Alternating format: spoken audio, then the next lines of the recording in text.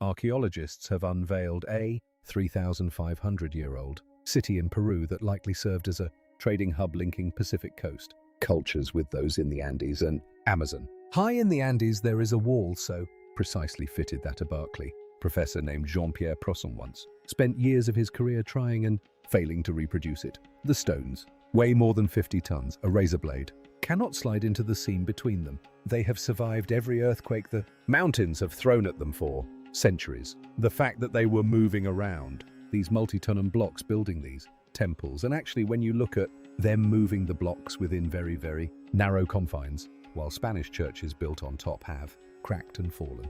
Modern engineers, modern stonemasons, modern machinists, none of them can tell us how these blocks were shaped, moved, or set, and that is only the beginning of what is. Wrong here, a site that should not exist, high in the Andes just outside. Cusco walls like the one Protzen is, touching rise and zigzag terraces with stones so precisely fitted that a credit card cannot enter the seam, no mortar, no gap, no visible seam, and almost no record of who built them, how, or with. What makes these walls different? To understand why these walls are a problem, you have to understand what normal ancient construction looks like. What we see is a culture who have got the technology to quarry giant blocks of stone. For most of human history, when builders wanted a strong wall, they cut their stones into rectangles, square corners, flat faces, predictable shapes that stack the way bricks do. The Romans did this. The Egyptians did this. Almost every ancient civilization that worked with cut stone followed that rule, because it is the simplest way to build something that will not fall down. The megalithic walls of Peru do not follow that rule at all.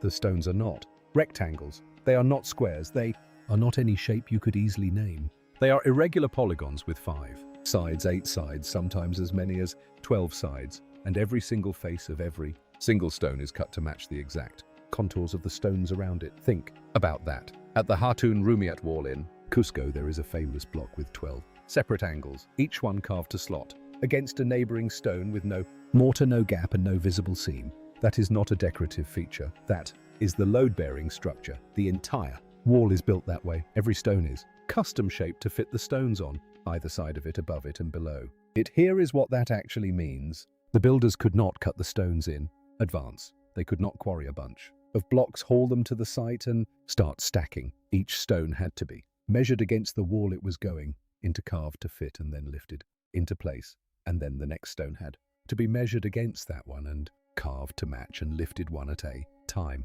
Thousands of stones, each one unique, each one perfect. It remains to this day still a place of mystery, still a giant's construction. Modern engineers have a phrase for work like this. They call it impossible at scale, which means the harder you look at what these walls actually are, the less sense they make. And we are barely started.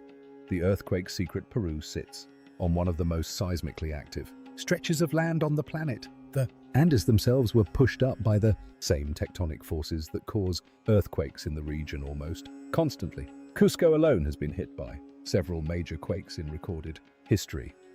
The Spanish colonial churches, built on top of Inca foundations, have cracked, collapsed, and been rebuilt again and again over the last 400 years. The megalithic walls underneath them have not once, not anywhere. When modern engineers went in to study why, what they found was a form of earthquake engineering that no one in the ancient world was supposed to know. The irregular polygonal shape of the stones is not a decorative choice. It is a shock absorber. When the ground shakes, the stones are free to shift inside the wall, dance briefly against each other, and then settle back into their original positions because their interlocking shapes guide them home. The walls flex. They breathe. They release the energy of the earthquake through friction between the stones instead of resisting it and cracking.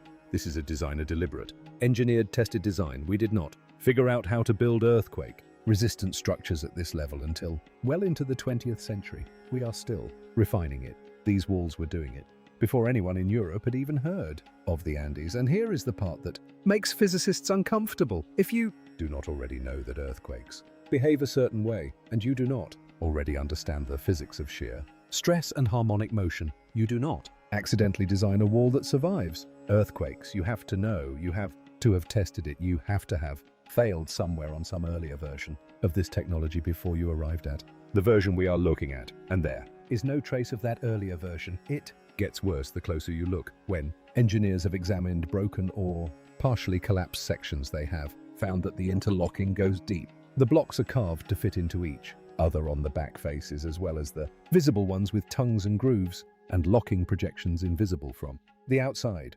It is a three-dimensional puzzle. Each stone is keyed into the wall in multiple directions, which is why the wall does not come apart when the ground moves, which also means the builders worked out the entire structural plan in advance at a level of engineering forethought we would normally expect to require drawings, models and written specifications, none of which have ever been found from an evolutionary and technology, a perspective that makes no sense because you begin with simple, you continue, bigger, bigger, and then biggest, but you start small. Think about what it takes to design a building that survives an earthquake you have never seen. You cannot build and test at full scale. A single failed prototype at 100 tons per block is a generation of work lost. You need to understand the mathematics of harmonic motion before you cut your first stone. You need to know that a wall leaning at a slight inward angle, the characteristic batter of Andean masonry, will resist toppling better than a vertical face. You need to know that a trapezoidal doorway is stronger than a rectangular one under lateral load. Every megalithic site in Peru has these features. Every single one, the same solutions applied the same way, across hundreds of kilometers of mountainous terrain by builders who left. No schools, no manuals, no apprentice records, and no failed early attempts. So how did they know? A quick pause before it gets stranger. If you are still with me, hit subscribe, because what comes next is where the official story starts to fall apart. This channel spends its time on the mysteries the record cannot explain, and the deeper this one goes, the harder it becomes to accept that the people we credit with these walls are the ones who actually built the bottom of them. The transport problem. Back to Protzen at Oland. Tambo, the 6 pink granite blocks. Behind him, each weigh roughly 50 tons, and they did not come from that hillside. They came from a quarry called Cachicata on the opposite side of the Urubamba River Valley. To get from Cachicata to the wall, those stones had to be broken out of the mountainside, moved down a steep descent, dragged across the valley floor, fied somehow across the Urubamba, and then hauled up a slope on the other side to the terrace where they now sit. Total distance about 6 kilometers. Total elevation change hundreds of meters. First going down, then going up again. And the terrain in between is not flat. It is broken, rocky, and in places nearly vertical. Protzen spent years on this problem. He ran field experiments. He dragged smaller stones across replicated terrain. He worked out geometries for ramps and rollers, and the standard explanation: ropes, log rollers, earth, and ramps, thousands of workers pulling in unison like Egyptian pyramid crews, is the explanation he tested most carefully. It has one problem. Nobody has ever reproduced it at this scale. Experimental archaeologists have tried moving much smaller stones with much larger teams and modern logistical planning, and the numbers do not work. The friction of 50 tons of granite dragging across dirt is enormous. The ropes available to a Bronze Age civilization cannot carry that load indefinitely without snapping. We're looking at a two-phase construction site in many of the so-called Inca stone monuments, and that the Inca structures sit on top of much more ancient rock-cut structures and megalithic structures that we just don't know who built them. And we have no evidence anywhere along the route between Cachicata and Olant Titambo of the large-scale earthworks or ramp systems such a move would have required. And Olantambo is not the worst case. At Sakayan, the largest single stone in the main wall is estimated at somewhere between 100 and 125 tons. It sits near the bottom of the structure, which means it had to be placed first with every other stone in that section built up around it and on top of it. Getting a 100-ton block into position, lowering it carefully into a prepared foundation, and then constructing a precisely fitted wall on top of it without damaging it, is a feat of civil engineering that would challenge a modern crew with hydraulic cranes. The Inca officially had neither cranes nor the wheel. There are no wheeled carts anywhere in the pre-Columbian archaeological record of the Andes, no wheeled sleds, no ox-drawn wagons, no writing to coordinate the thousands of workers a project like this would require. The stones were moved. That part is not in question. What is in question is everything else. Pumapunku, the site that breaks the timeline. Cross the border from Peru into Bolivia. Drive out to the high plateau of the Altiplano, nearly 4,000 meters above sea level. There, on a windswept plain near Lake Titicaca, you will find the ruins of Pumapunku.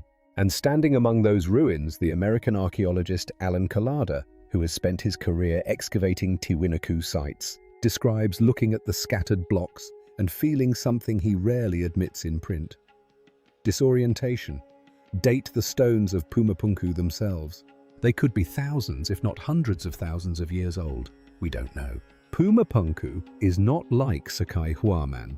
The stones at Sakai Huaman are enormous and beautifully fitted, but they are also clearly hand-carved. You can see the tool marks. You can see the slight organic curves a human hand leaves on stone. At Pumapunku, those marks are gone. The stones are cut from andesite and diorite, two of the hardest rocks on Earth. Diorite is harder than iron. It is harder than steel tools. You cannot carve it with a bronze chisel. You cannot carve it with an iron chisel. It dulls the blade before the blade dulls the stone. And yet the blocks at Pumapunku are cut with perfectly flat faces. Right angles so precise that a modern carpenter's square fits against them without gap. Grooves cut into their surfaces that look as if they were mill, each groove perfectly parallel to the next. Small, precisely spaced drill holes with clean circular cross-sections as if someone had taken a drill press to them. H-shaped interlocking blocks designed to lock together in a repeating architectural pattern with tolerances that modern machinists describe as factory grade. None of that should exist here. Sit with that for a second. Diamond-tipped industrial tools, factory-grade tolerances. At a site on the Bolivian Altiplano built by a culture without iron, without the wheel, and without writing the people we credit with building Pumapunku, the Tiwanaku culture studied for decades by Calata, and before him by the Bolivian archaeologist Carlos Ponsanines, did not have the wheel. They did not have iron. They did not have any written language we have been able to decode. By the standard model, they worked with stone hammers and bronze chisels and the ability to shape ordinary stone. Diorite is not ordinary stone.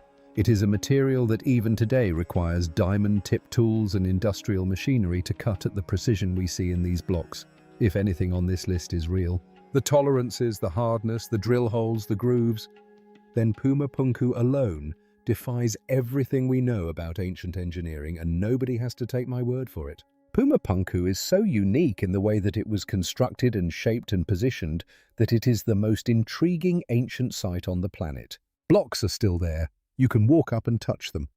And here is the detail most documentaries gloss over. Pumapunku is a ruin, not just a weathered ancient building, but a site that looks as if it was actively destroyed. The massive H-blocks lie scattered across the ground like toys thrown by a child. Some of them are cracked, some of them tossed on their sides, some partially buried, as if something violent knocked the whole structure apart and scattered the pieces before the Tiwanaku people ever saw it. When Ponsanines first mapped the site in the mid-10th century, he noted that the scatter pattern did not match simple weathering. Something threw these blocks, nobody knows what. Some researchers point to a massive earthquake, some to catastrophic flooding. There is geological evidence of water activity at the site that predates the Tiwanaku occupation, some to something stranger. Whatever it was, it happened long enough ago that the culture we traditionally credit with the site may have inherited it already in ruins, which would mean Tiwanaku did not build Pumapunku. It would mean they found it. So who was there first? The Inca said it was not them. Here is the part that almost never makes it into the documentaries. When the Spanish arrived in Peru in the early 1500s, one of the chroniclers traveling with the conquest, Pedro de Leon, made it his work to interview the Inca about their own history. He asked them, among other things, who had built the great walls of Sacsayhuaman and Ollantaytambo. The answer he wrote down is astonishing. The Inca said they did not build them. They said the walls were already there when their civilization emerged. They said they had built their own structures on top of and around the older foundations. They attributed the original construction to an earlier people, or to gods, or to beings who came before. Shah de Leon recorded this testimony in his chronicles with the same care he gave to everything else the Inca told him, and then for 400 years. Modern scholarship mostly set it aside as myth on the assumption that the Inca were either embellishing or misunderstanding their own past. Walk the sites in person, and the Inca testimony stops looking like myth. At Sacsayhuaman, there are clearly two different styles of construction sitting directly on top of each other. The lower courses, the foundational stones, are the massive, impossibly precise polygonal blocks that weigh dozens or hundreds of tons. The upper courses, the ones the Inca added, are smaller, more roughly cut and obviously built by people working with different tools and different skills. You can see the seam where one civilization ended and another began. The Inca were not confused about their own history. They were telling Char de Leon exactly what they saw. The foundations were older. They had inherited them. They had built on top of them, and now the instruments are backing them up. Recent work using 3D scanning and ground-penetrating radar at Sacsayhuaman has revealed hidden subsurface structures beneath the visible walls, complex foundation systems, precise internal alignments that do not match the architectural style of the stones above them. The scans show in cold, hard data what the Inca told CZ de Leon with their voices. Whoever built the bottom of this site was doing something different from whoever built the top. 2 phases, 2 civilizations. One of them we know, the other one left nothing behind but the stones. And if the Inca were right, then the real builders of Sacsayhuaman are not in any history book we have written. The things we cannot explain. There is one more detail that comes up again and again, and almost no one has a good explanation for it. Many of the megalithic blocks have small stone knobs protruding from their surfaces. Little bumps deliberately left in the rock, sometimes in matched pairs, sometimes in neat rows.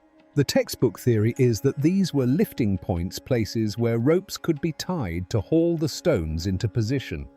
If that were true, the knobs would have been chiseled off after placement because they serve no purpose once the wall is built. They were not chiseled off.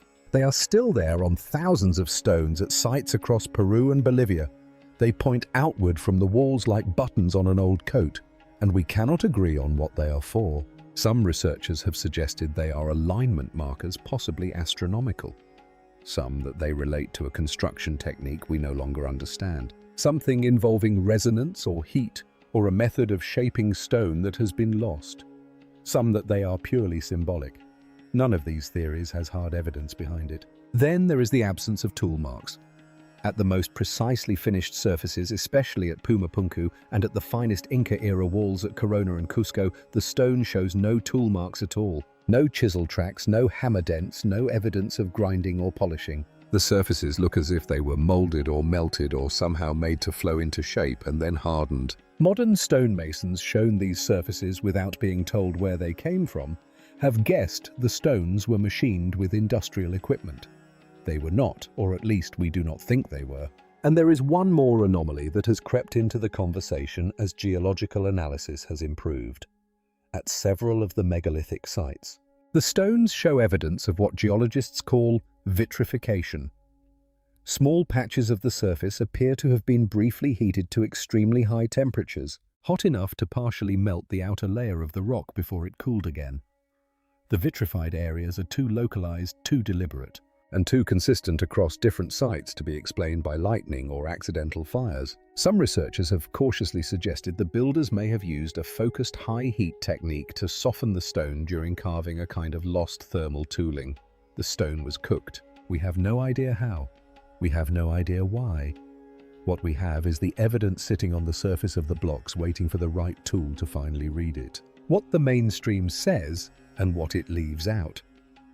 The mainstream archaeological position is firm.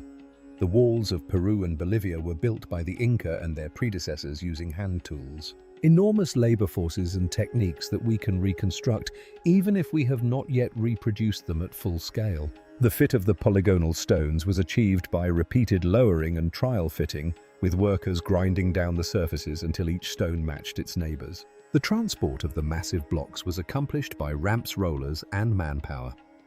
The precision we see today is the product of generations of refinement, not of lost technology or outside intervention. That position has the weight of professional archaeology behind it, and it should not be dismissed. These were real people doing real work with skills we do not fully understand, but which are probably recoverable through careful study. But the mainstream position also has gaps. It does not explain why we have no developmental trail, no early crude versions of polygonal masonry leading up to the mature form. It does not explain the Inca's own testimony to TZ de Leon that they did not build the oldest parts. It does not explain the subsurface scan data at Sacsayhuaman. It does not explain the diorite machining at Pumapunku. It does not explain the vitrification. And it does not explain why, if these techniques were the product of ordinary trial and error, they vanish so completely that no one alive today can fully reproduce them. Protzen could not reproduce them. Collada could not reproduce them. Modern stonemasons with modern tools cannot reproduce them. And until someone does the best honest summary of these sites is the one the Inca gave the Spanish in 1500 and change. We did not build the bottom, somebody else did. Think about how unusual that admission is. Civilizations do not usually give away credit for their own monumental architecture. The Egyptians claimed the pyramids. The Romans claimed the Colosseum. The Maya claimed their temples. Every major ancient culture we know of took ownership of the buildings that defined them, because those buildings were the proof of their greatness. The Inca were the largest empire in the pre-Columbian Americas. They had every reason to claim Sakayan as their own. They did not. They pointed at the foundations and said those were here before us. Which is a devastating thing for a civilization to say about its own sacred architecture, and a far stranger thing for the evidence to now be quietly confirming a two-phase site. There is a phrase that appears more and more often in the most recent research: two-phase construction. The idea is that places like Sakai Huaman and Ollantaytambo are not the work of a single civilization, but of two layered on top of each other, separated by an unknown span of time. The bottom phase is the mystery-huge, impossibly precise, earthquake-resistant, built with methods we cannot identify. The top phase is the Inca inheriting a sacred landscape and adding to it in their own way with their own tools at their own level of skill. If that framing is right and the evidence is leaning that way, then the walls genuinely defy everything we know about ancient engineering, because we are no longer trying to explain the achievements of one civilization. We are trying to explain the achievements of one we have never met. The question is no longer, how did the Inca build these walls? The question is, who built the bottom half? When did they live? What happened to them? And why did they vanish so completely that even the Inca, only a few centuries removed from their time, could not tell Tza de Leon their name? What happens next? Archaeology is a slow science. The sites are protected. The research is careful. The publication cycle is long.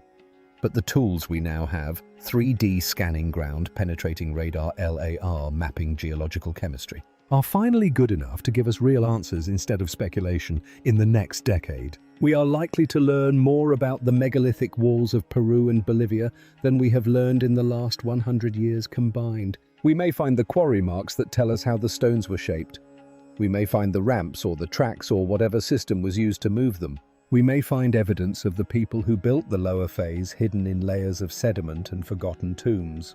Or we may find something else entirely, something that does not fit any of our current theories, something that forces us to rewrite again what we thought we knew about the ancient world. That is what these walls have been doing to us quietly, stone by stone, for 500 years.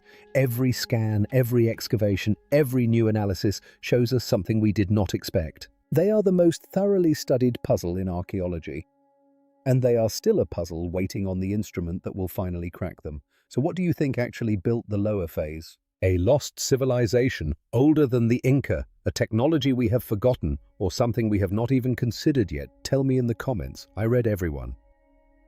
Hey, and if you want more videos on the ancient mysteries the record still cannot explain, subscribe and stay with me. The next one is going to surprise you.